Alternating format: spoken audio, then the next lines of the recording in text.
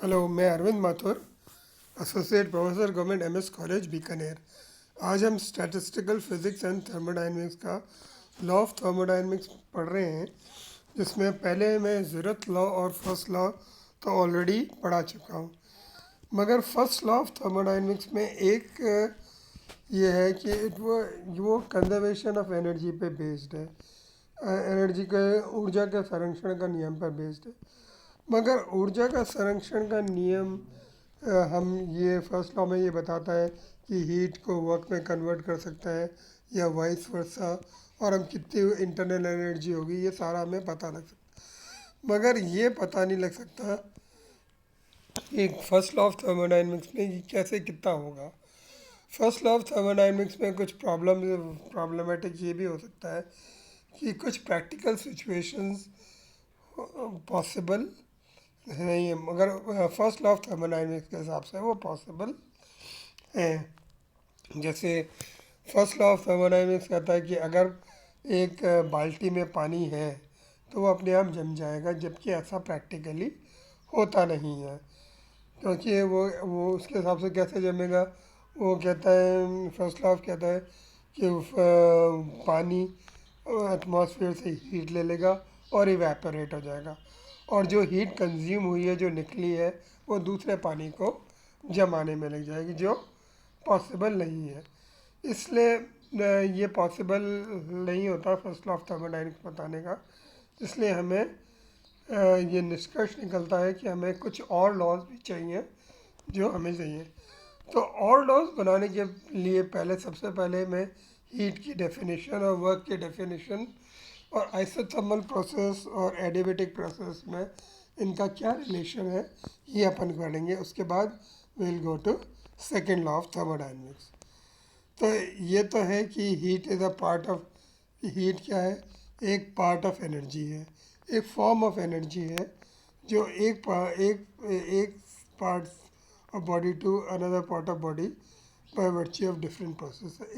Heat एक part से दूसरे पार्ट तक ट्रांसफ़र हो सकती है, और हमारे पास ट्रांसफ़र की कंडीशन होती है कंडक्शन, कन्वेक्शन और रेडिएशन।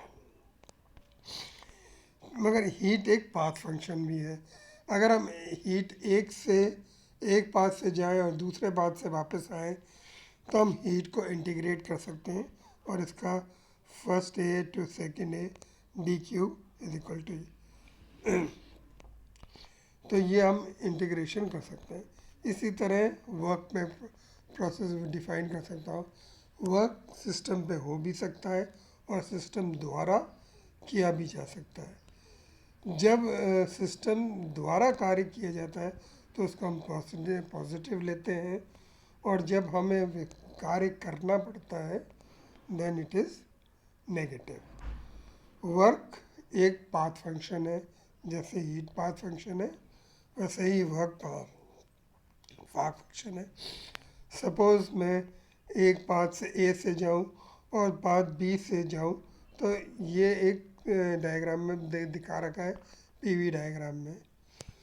फॉर पाथ ए हम ये कह सकते हैं डब्ल्यू ए वर्क, ये हो जाएगा, इंटीग्रेशन हो जाएगा, डब्ल्यू बी इंटीग्रेशन हो जाएगा।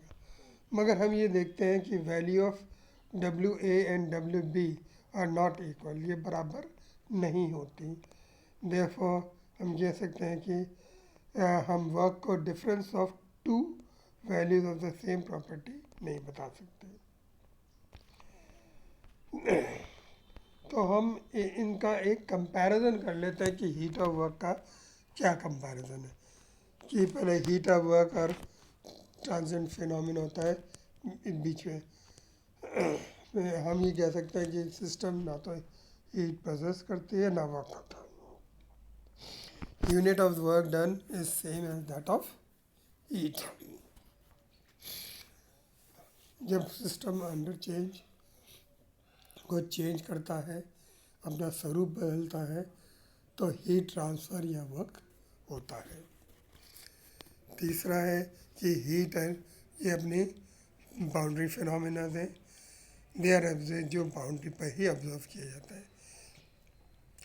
Heat and work process similarity एक बाउंड्री से दूसरी बाउंड्री पर जाने का फिनोमिना का heat and work both are path functions and hence they are inexact differential.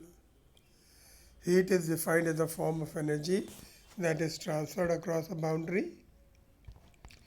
Work is said to be done by the system if the sole thing on external to the system could be raising the weight.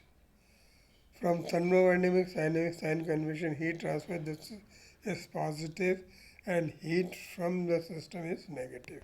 ठीक है, एक हम indicator diagrams कहते हैं, जो PV diagrams जो हम बनाते हैं उनको हम इंडिकेटर डायग्राम्स कहते हैं. ये हमें actually can be drawn call the indicator which directly records the change in volume और प्रेशर के बीच में जो डायग्राम बनाया जाता है उसको हम इंडिकेटर डायग्राम कहते हैं. और इंडिकेटर डायग्राम्स में पी को हम वाई एक्सिस पे लेते हैं और वी को एक्स एक्सिस पे लेते हैं. अब मेन इसमें है कि हमारे पास दो प्रोसेसेस हमारे पास जनरली मेन काम आते हैं. वो है आइसोथर्मल प्रोसेस और एक है एडियाबैटिक प्रोसेस.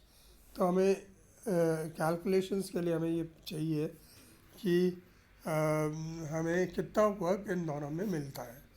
तो आइसोथर्मल प्रोसेसेस वो प्रोसेसेस होते हैं जो जिसमें टेम्परेचर या ताप स्थिर रहता है.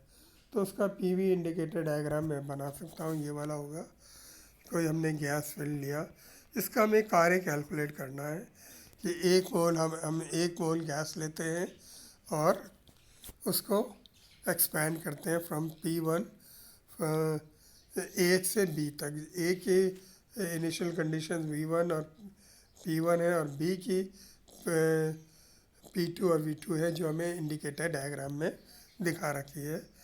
और इसका वर्क डन हो जाएगा dW=P जो इस डायग्राम में जो शेडेड पोर्शन है उसके द्वारा दिखाया जाता है. तो वर्क डन, अगर हमें टोटल वर्क डन निकालना है तो हम इसको सिग्मा करेंगे या V1 और एरिया अंडर द कर्व कुल काम उसका निकल जाएगा. इसको हमें पता है कि PV=RT गैस इक्वेशन है, इसको कैलकुलेट करेंगे तो हमारे पास वर्क डन आ जाएगा RT log E V2/V1. और अगर हम log E हटाते हैं तो हमें 2.3026 RT log E, या शॉर्ट फॉर्म में आप 2.303 भी कर सकते हैं. और अब हम ये है कि अब इसके अंदर क्योंकि बॉयज़ लॉ टेम्परेचर कांस्टेंट है तो बॉयज़ लॉ से तो P1V1=P2 हो जाता है.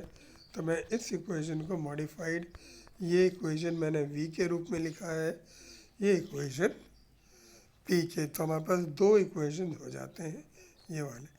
अगर 1 मोल लेते हैं तब तो हम कैपिटल R यूज़ करते हैं, और अगर हम 1 ग्राम लेते हैं तो वी यूज़ स्मॉल r. इसी तरह मैं work done during an adiabatic process निकाल सकता हूँ. एडियाबैटिक प्रोसेस वो प्रोसेस होते हैं जिसमें हीट ना तो अंदर ली जा सकती है ना बाहर जा सकती है. तो एडियाबैटिक प्रोसेस में जो वर्क डन होता है वो उसकी इंटरनल एनर्जी के कारण होता है. और ये मैं इसको ग्राफिकली रिप्रेजेंट कर. इसको कैलकुलेशन करने के लिए वही W=V1/V2 PdV. और इन एडियाबैटिक प्रोसेस हम जानते हैं PV कांस्टेंट, तो P=K/गामा. ये हम वैल्यू डालें तो मैं इसको कैलकुलेट करके W=K/गामा-1 के ये हम इक्वेशन निकाल सकते हैं. सारे कैलकुलेशंस सिंपल इंटीग्रेशन है और ये निकाल सकते हैं. मगर हमें ये भी पता है कि एडियाबैटिक कंप्रेशन P1V1 गामा=P2V2 गामा. ये मैंने V के रूप में लिखा है.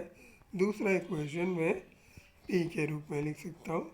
और ये इक्वेशन हमारे पास इसको कैलकुलेशंस करेंगे तो ultimately we have this equation.